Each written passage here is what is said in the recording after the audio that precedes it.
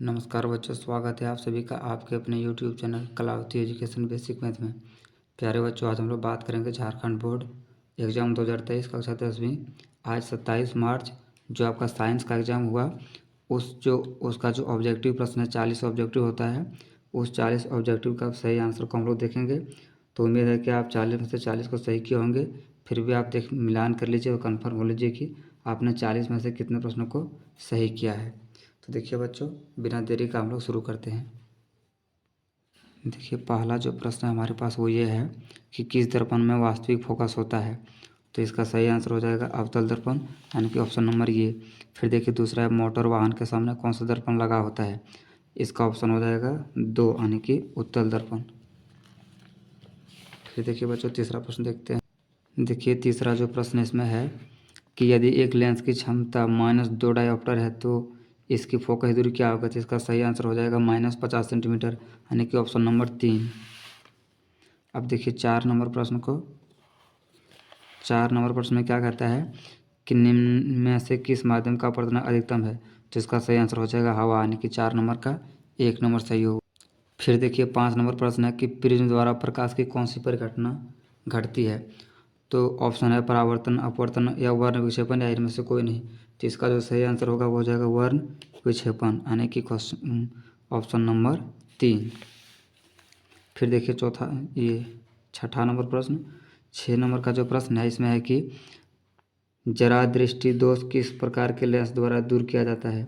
अवतल लेंस, उत्तल लेंस या द्विफोक्सी लेंस या द्विफोकल भी कह सकते हैं।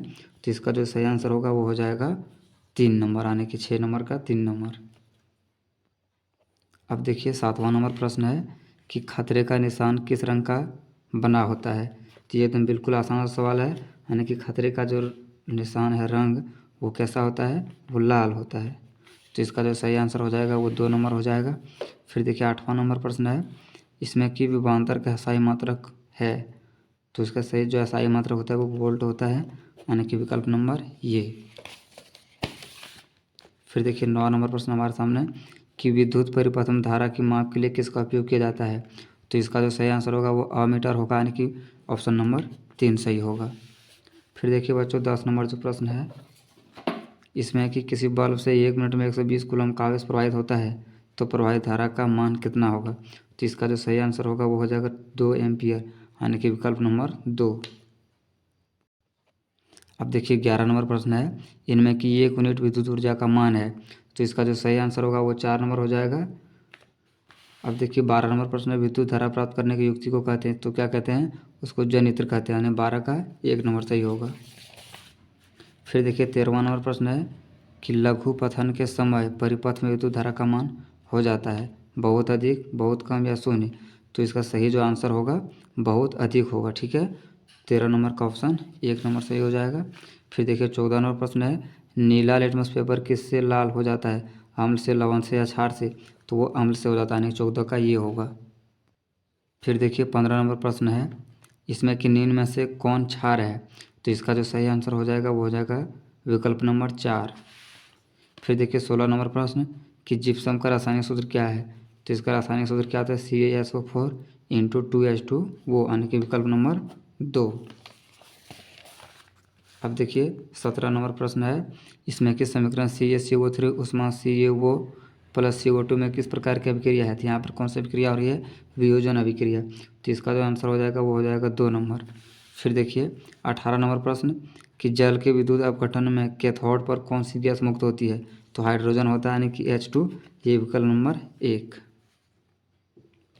अब देखिए 19 नंबर प्रश्न को देखते हैं। देखिए 19 नंबर जो प्रश्न है इसमें कि उपचयन अपचयन अभिक्रिया का दूसरा नाम क्या है। तो इसका दूसरा नाम है वो रेडॉक्स है, यानी कि 19 का विकल्प नंबर 3 सही हो जाएगा।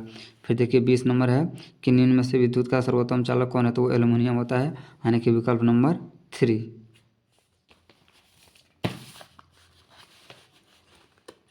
फिर देखिए 21 नंबर जो प्रश्न है इसमें कि गंधक एक है, क्या है, अधातु है, धातु या मिश्रण है, उपधातु है।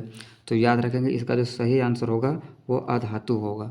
बहुत सारे बच्चे उपधातु किए हैं, लेकिन इसका जो सही आंसर है वो अधातु है। अब देखिए 22 नंबर प्रश्न है कि शीशा और टिन की मिश्र धातु को कहते हैं, क्या कहते हैं, सोल्डर कहते हैं, यानी कि इसका 22 का विकल्प नंबर 1 हो जाएगा सही।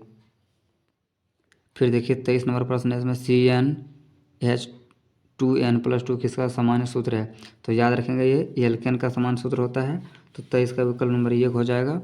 और 24 नंबर का जो है कि एल्डिहाइड का प्रकार्यात्मक समूह है, तो इसका ऑप्शन हो जाएगा 2। अब देखिए 25 नंबर प्रश्न कि एथेनॉल सोडियम से अभिक्रिया करके कौन सा गैस बनता है, तो H2 हाइड्रोजन बनता है, यानी कि 25 का विकल्प नंबर ये हो जाएगा सही। अब देखिए 26 नंबर प्रश्न है कि आधुनिक आवर्त सारणी में आवर्तों की संख्या 7, 8, 9 या 18, जिसका जो सही आंसर होगा वो 7 होगा।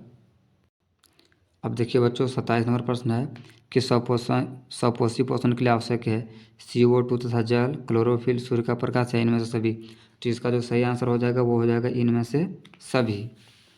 अब देखिए 28 नंबर प्रश्न, जठर ग्रंथियाँ पाई जाती है, तो यह कहाँ पाई जाती है, आमाशय में पाई जाती है, तो यानी कि 28 का विकल्प नंबर 1 सही होगा। अब देखिए 29 नंबर प्रश्न है, इसमें कि पीत रस का स्राव होता है अग्नाशय द्वारा, छोटी आंत द्वारा या ग्रहणी द्वारा, तो इसका जो सही आंसर होगा वो यकृत द्वारा होता है, यानी कि 29 का ऑप्शन नंबर 4। फिर देखिए 30 नंबर प्रश्न है, सबसे छोटी अंतस्रावी ग्रंथि कौन है, तो इसका जो सही आंसर होगा हो जाएगा पिट्यूटरी, यानी कि विकल्प नंबर 2। अब देखिए 31वां नंबर प्रश्न है, इसमें कि घेंघा रोग पनपता है किसके कारण, तो आयोडीन की कमी के कारण, यानी 31 का सही नंबर हो जाएगा आपका 4। अब देखिए 32 नंबर, परागकोश में क्या पाए जाते हैं, तो क्या पाया जाता है, इसमें परागकण पाया जाता है, 32 का विकल्प नंबर 3 सही होगा। अब देखिए 33 नंबर जो प्रश्न है, इसमें कि मानव में निषेचन की क्रिया कहाँ होती है, तो इसका जो सही आंसर होगा वो होगा विकल्प नंबर 4, यानी कि फैलोपियन नलिका में। अब देखिए 34 नंबर प्रश्न, किसी जीव की जीन संरचना कहलाती है, तो इसका जो सही आंसर होगा वो हो जाएगा क्या, आनुवंशिकता, तो इसका जो विकल्प नंबर हो जाएगा वो 3 हो जाएगा। अब देखिए 35 नंबर प्रश्न है कि एक स्त्री में कौन से लिंग गुणसूत्र मिलते हैं, तो ये XX, यानी कि विकल्प नंबर ये सही हो जाएगा। और पुरुषों में जो गुणसूत्र पाया जाता है वो XY पाया जाता है। तो ये बहुत आसान वाला सवाल था। फिर देखिए जैव आवर्धन करने वाला रसायन है, तो इसका जो सही विकल्प होगा वो 4 होगा, DDT। अब देखिए बच्चों 37 नंबर प्रश्न, इसमें कि बाघ उपभोक्ता है प्रथम पोषक स्तर का, द्वितीय पोषक स्तर का या तृतीय पोषक स्तर का, तो इसका जो सही आंसर होगा वो हो जाएगा तृतीय पोषक स्तर का, यानी कि विकल्प नंबर 3।